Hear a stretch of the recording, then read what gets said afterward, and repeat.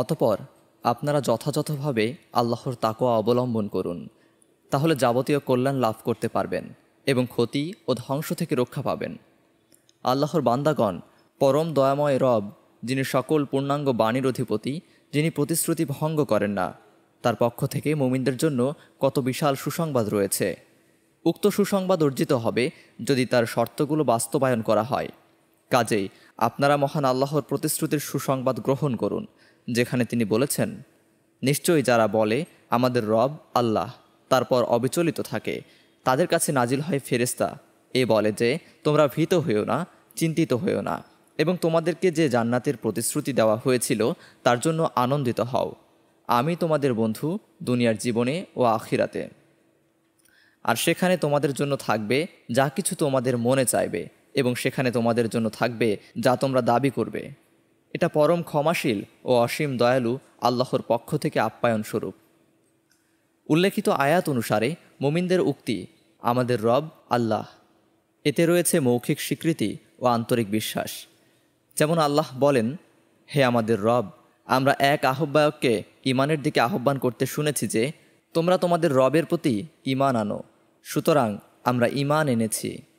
মৌখিক স্বীকৃতি ও আন্তরিক বিশ্বাসের সাথে সৎ কাজে অবিচল থাকা জরুরি, আর তাই আল্লাহ বলেছেন তারপর অবিচলিত থাকে। সুতরাং ঈমান হলো মৌখিক স্বীকৃতি, আন্তরিক বিশ্বাস ও আমল করার নাম। সৎ কাজে অবিচলিত থাকা একটি গুরুত্বপূর্ণ বিষয়।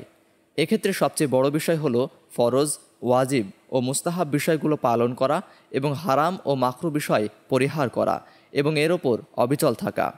যেমনটি আল্লাহ তার রাসূলকে নির্দেশ দিয়ে বলেছেন, কাজেই আপনি যেভাবে আদিষ্ট হয়েছেন তাতে অবিচল থাকুন এবং আপনার সাথে যারা তওবা করেছে তারাও। আর তোমরা সীমা লঙ্ঘন করো না, তোমরা যা করো নিশ্চয়ই তিনি তার সম্যক দ্রষ্টা। অবিচলতার দিক থেকে মুমিনগণ বিভিন্ন স্তরের হয়ে থাকে, যেমনটি বর্ণনা করে আল্লাহ বলেন, তারপর তাদের কেউ কেউ নিজের প্রতি জুলুমকারী এবং কেউ মধ্যপন্থা অবলম্বনকারী, আবার তাদের কেউ কেউ আল্লাহর অনুমতি সাপেক্ষে কল্যাণকর কাজে অগ্রগামী। এটাই হলো মহা অনুগ্রহ, চিরস্থায়ী জান্নাত, এতে তারা প্রবেশ করবে, যেখানে তাদেরকে স্বর্ণের চুড়ি ও মুক্তা দ্বারা অলঙ্কৃত করা হবে এবং সেখানে তাদের পোশাক হবে রেশমের। ফেরেশতাদের উক্তি, তোমরা ভীত হইও না এবং চিন্তিত হইও না, এটি বলার সময় হলো দুনিয়ার বন্ধন ছিন্ন করে আখিরাতে প্রবেশের মুহূর্তে। মুমিনদেরকে তারা বলবে, তোমরা ভীত হইও না, ঈমানের ওপর অবিচল থাকার প্রতিদান স্বরূপ।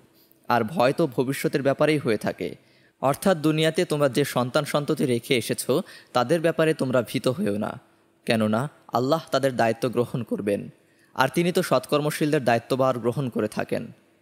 তোমরা চিন্তিত হইও না, আর চিন্তা অতীতের বিষয় কেন্দ্রিক হয়ে থাকে, অর্থাৎ অতীতের বিষয়ে তোমরা চিন্তিত হইও না, কেননা চিন্তার সময় শেষ হয়ে গেছে এবং তার কখনো ফিরে আসবে না। এটি ঈমানের উপর অবিচলতার ফলস্বরূপ তাদের ভবিষ্যৎ নিরাপত্তা ও দুশ্চিন্তা পুনরায় ফিরে না আসার সুসংবাদ। ফেরেশতাগণ তাদেরকে বলবেন, তোমাদেরকে যে জান্নাতের প্রতিশ্রুতি দেওয়া হয়েছিল তার জন্য আনন্দিত হও। মহান আল্লাহ বলেন, নিশ্চয়ই আল্লাহ প্রতিশ্রুতির ব্যতিক্রম করেন না। আর জান্নাতে এমন সব নিয়ামত রাজি রয়েছে যা কোনো চোখ দেখেনি, কোনো কান শোনেনি এবং কোনো অন্তঃকরণ চিন্তা করেনি। আমরাই তোমাদের বন্ধু দুনিয়ার জীবনে ও আখিরাতে।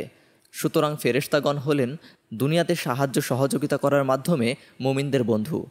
মহান আল্লাহ বলেন, স্মরণ করুন যখন আপনার রব ফেরেশতাদের প্রতি ওহী প্রেরণ করেন যে নিশ্চয়ই আমি তোমাদের সাথে আছি, সুতরাং তোমরা মুমিনদেরকে অবিচলিত রাখো। ফেরেশতাগণ মুমিন ব্যক্তিকে আশ্বস্ত করে যেন সে আল্লাহর প্রতিশ্রুতিতে বিশ্বাস করে এবং তারা মুসলিম ব্যক্তির ওপর থেকে শয়তানের কুমন্ত্রণাকে বিতাড়ন করে। আবদুল্লাহ ইবনে মাসউদ রাদিয়াল্লাহু তাআলা আনহু হতে বর্ণিত, নবী সাল্লাল্লাহু আলাইহি ওয়াসাল্লাম বলেছেন, আদম সন্তানের মাঝে শয়তানের স্পর্শ রয়েছে এবং ফেরেশতারও স্পর্শ রয়েছে।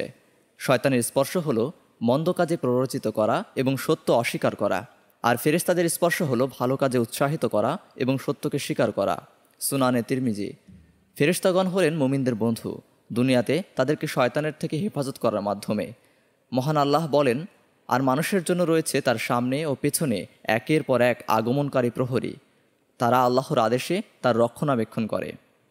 ফেরেশতাগণ হলেন মুমিনদের বন্ধু দুনিয়াতে সকল কল্যাণকর ও নেক কাজে তাদের সঙ্গদান করার মাধ্যমে, তারা পরকালেও তাদের বন্ধু। মহান আল্লাহ বলেন, আর ফেরেশতাগণ তাদের কাছে উপস্থিত হবে প্রত্যেক দরজা দিয়ে, তারা বলবে, তোমরা ধৈর্য ধারণ করেছ বলে তোমাদের প্রতি শান্তি, আর আখিরাতে এর পরিণাম কতই না উত্তম। আল্লাহর নির্দেশ ফেরেশতাদের পক্ষ থেকে মুমিনদের জন্য সুসংবাদ ধারাবাহিকভাবে আসতে থাকবে এবং একটা সুসংবাদ অপরটির চেয়ে আরও বড় হবে। আর অত্র আয়াতে বর্ণিত তাদের জন্য সর্বশেষ সুসংবাদ হলো ফেরেশতাদের কথা, যেখানে তোমাদের জন্য থাকবে যা কিছু তোমাদের মন চাইবে এবং সেখানে তোমাদের জন্য থাকবে যা তোমরা দাবি করবে। জান্নাতে তোমাদের জন্য রয়েছে যা কিছু তোমরা প্রত্যাশা করবে এবং তোমাদের প্রত্যাশার চেয়েও বেশি। তোমাদের জন্য আরও রয়েছে সকল দাবির পূর্ণতা যা তোমরা চাইবে। আর এটি পাপ ক্ষমাকারী ও পরম দয়ালু আল্লাহর পক্ষ থেকে আপ্যায়ন হিসেবে এবং মুমিনদের প্রতি অনুগ্রহ স্বরূপ। নবী সাল্লাল্লাহু আলাইহি ওয়াসাল্লামের অন্যতম শ্রেষ্ঠ ওসিয়ত যা সমগ্র দিনকে অন্তর্ভুক্ত করে তা হলো সুফিয়ান বিন আবদুল্লাহ রাদিয়াল্লাহু তাআলা আনহুকে তিনি বলেছেন, আমি আল্লাহর ওপর ঈমান এনেছি, তুমি এ কথা বলো এবং এ ঘোষণায় অবিচল থাকো। বস্তুত মুসলিমগণ আমল করা ও তার ওপর অবিচলতার ক্ষেত্রে বিভিন্ন স্তরের হয়ে থাকেন। তাদের মাঝে সর্বোচ্চ স্তর ও সর্বোত্তম অবস্থার অধিকারী হলেন যারা ধারাবাহিকভাবে সৎকর্ম সম্পাদন করে এবং হারাম কাজসমূহকে পরিত্যাগ করে, আর তারাই হলো অগ্রগামী। আল্লাহ বলেন, আর অগ্রগামীরাই তো অগ্রগামী, তারাই নৈকট্যপ্রাপ্ত, তারা থাকবে নিয়ামতপূর্ণ উদ্যানে। তাদের পরবর্তী স্তরের অধিকারী হলো সে সকল লোকেরা যারা সৎকর্ম সম্পাদন করে, আবার কিছু পাপ কাজও করে এবং পাপ কাজের পরে সৎ আমল করে। আল্লাহ বলেন, আর আপনি সালাত কায়েম করুন দিনের দু প্রান্ত ভাগে ও রাতের প্রথমাংশে, নিশ্চয়ই সৎ কাজ অসৎ কাজকে মিটিয়ে দেয়। উপদেশ গ্রহণকারীদের জন্য এটা এক উপদেশ।